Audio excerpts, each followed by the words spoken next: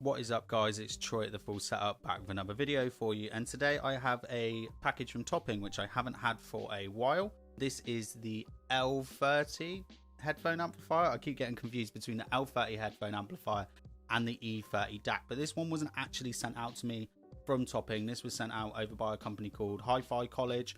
There is a link to their website in the description below, and there's also a link over to the Newegg store where you could buy it from. So I had a choice basically between the DAC and the headphone amplifier, so I was like, well, the headphone amplifier actually makes more sense to me right now. It's a little bit something that I needed a bit more. So as you can see, I've got the DX7 Pro behind me here, and I've got these, the GT990 Pros, which I'm still not sold on completely for music, but I do very much enjoy them for gaming, and I do like to use them just because of the comfortness. I do find there's a bit more comfort in these over my Fidelio X2 HRs when I'm sat editing. The thing is, when I'm sat editing, this is my sort of chilling gaming area.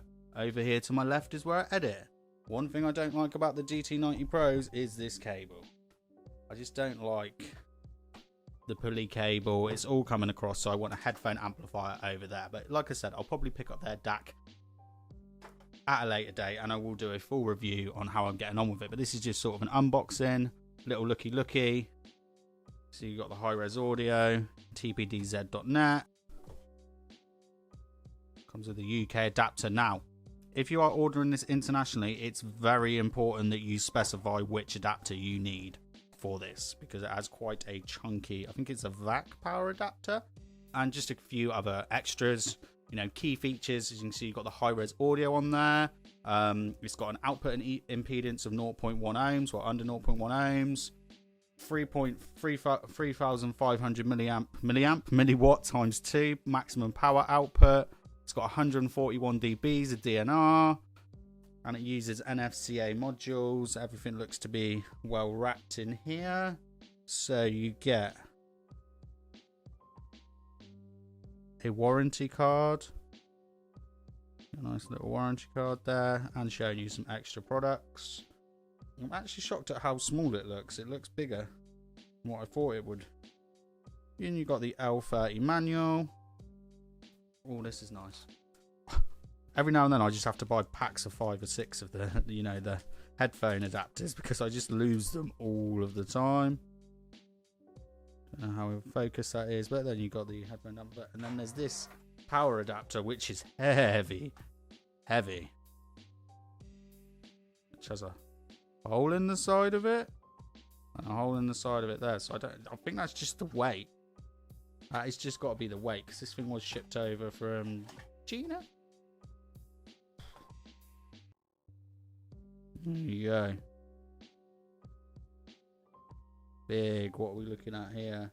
15 volt, 1000 milliamp, heavy power supply. So this is why you need to make sure, if you're ordering internationally, to save a bit of money, you ask for the right one. And price wise, this thing goes for about 100 to 120 pounds in the UK.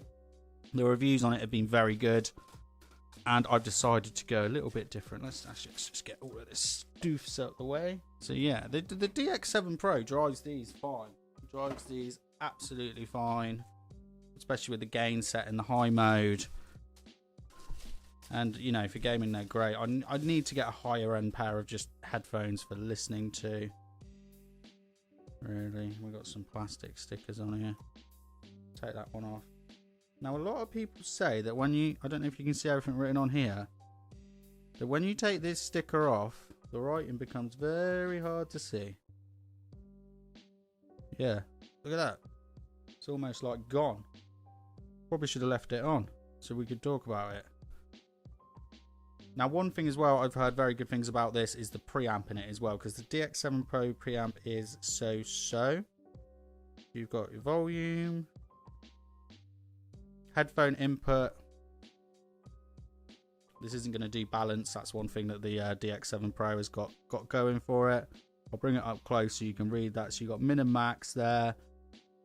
Pre, headphone out. I think that's headphone amp. Yeah, headphone amp, pre-out. And that's very nice that it's got switches, because a lot of the ones you find at this lower end, they just sort of automatically switch, or they don't automatically switch, and you just have it coming out of both. So I do like there's a little switch there. There's 3 gain settings there as well. So you've got minus 9 dB. It's going to be very hard to see that. Minus 9 dB if you're using like IEMs or something, like possibly we'll know once I've plugged it in, like the X2HRs, because they're only 32 ohm headphones. 0 dB, then plus 9 dB, which I imagine that's what I might have to be using with the DT990s. And I went for the silver finish. I can't believe it looked bigger in the pictures. It looked a lot bigger. So there you go. There you got your 15 VAC. Oh, those are on tight. And then see, you have your inputs and your outputs as well. So essentially all I'm going to do is run a long RCA cable out of the DX7 Pro into this, and then I will run another cable all the way back up to the little Tangent Amster BT2. Definitely recommend that you go and check out that amplifier video. So yeah, initial impressions, obviously I haven't listened to it yet, but just from a build quality perspective, this thing looks really nice. I actually quite like that when the sticker came off, the writing was really understated, because if I had the one that I've got at work, what is it, the DAC X6 Mark II, that thing has just got so much writing on it. Do you know what I mean? You see a lot of these sort of Chi-Fi products come out and they've just got so much stuff tagged all the way over. It's almost like a white paint that you can scratch off, and I feel like this is just, yeah, real nice looking. So, affiliate link in the description. I'm going to set this up, listen to it for a few weeks. Going to get myself the DAC to test with it as well, and then I'll be back with a full review for you.